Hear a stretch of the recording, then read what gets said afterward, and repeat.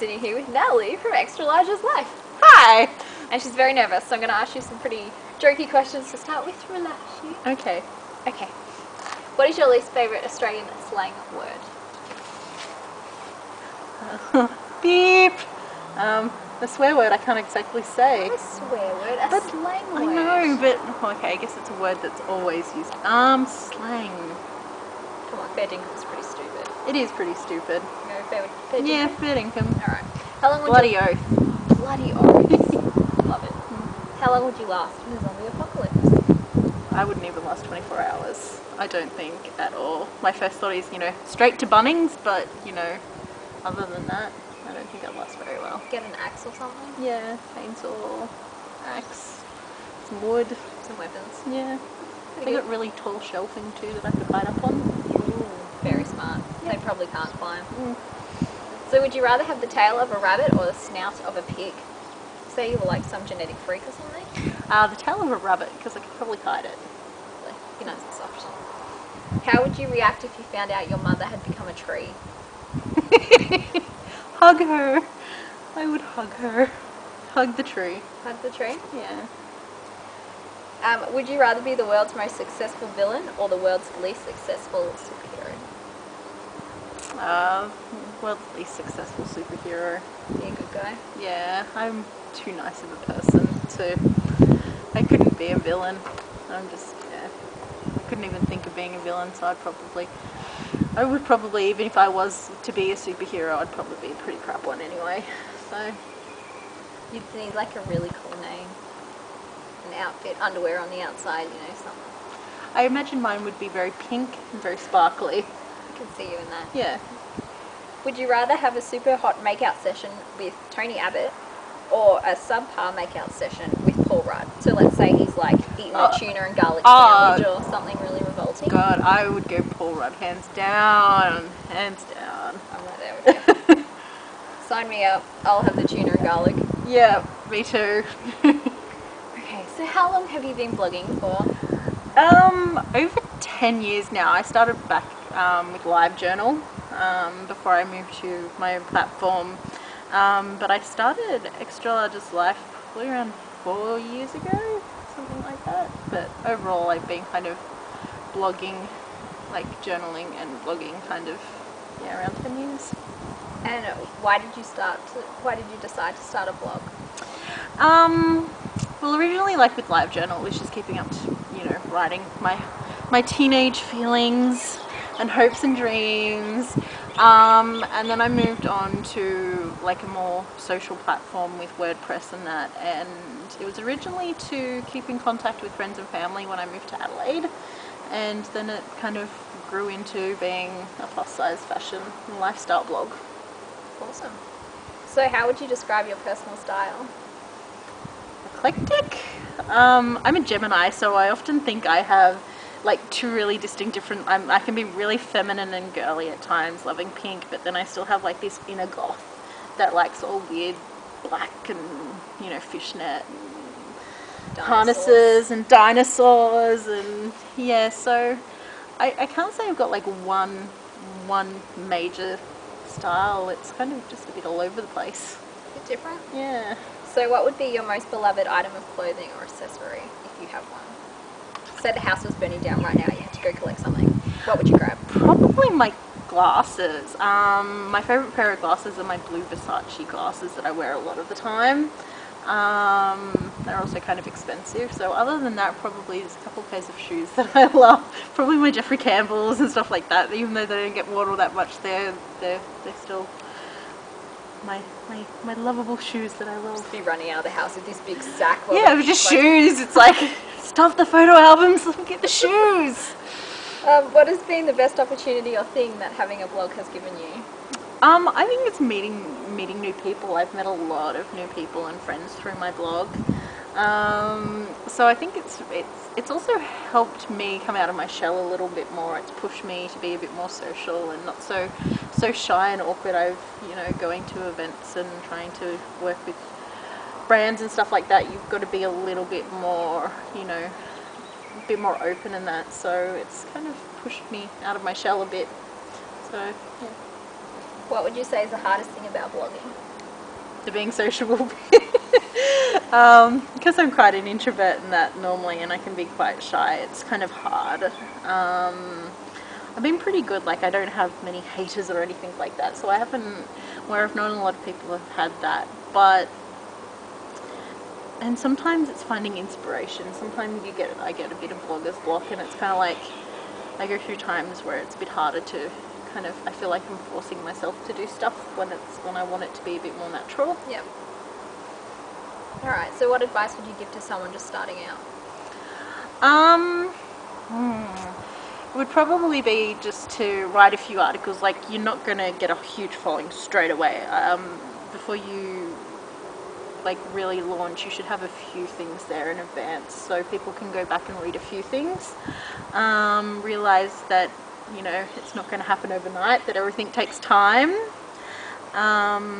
And just really kind of network. Your readers are everything. You know, try and keep in contact, you know, on Facebook and Twitter, and try and get involved with any kind of blogging groups that are in your area. Anything like that all helps. Awesome. So what would you say is the key to a successful blog? Would it be networking or? I think you have to be yourself. I think if you come across too fake, a lot of readers can see that, and I think a lot of people are drawn to, while a lot of blogs have, like they only show the good things, like they're like a magazine spread, but sharing bits of yourself really helps. Like, even if it's a very, like a beautiful blog, sometimes just sharing bits, I think being yourself really helps with that. Yeah, individuality. Yeah. So you recently moved from Sydney to Melbourne. Yes. Has that been beneficial for your blog in any way? Yeah, Melbourne's so much more fashion orientated in a way. I've had a lot more opportunities coming to Melbourne. I just love Melbourne, and the fashion here is a lot different to Sydney, but it's been really beneficial. Yeah. So on your blog, you're quite open about your personal life, and a lot of bloggers tend to keep their blog quite, I guess, private. Bless you. It's awkward. It's cute. It's personal. So what is your feedback from being so personal and open about? I find a lot of readers like that I share my life, and especially like any mental health issues that I've had, and that it's made people relate more, and I just like to open up the fact that I'm not perfect, I have issues. It wouldn't be me if I wasn't open and shared stuff like that. Yeah.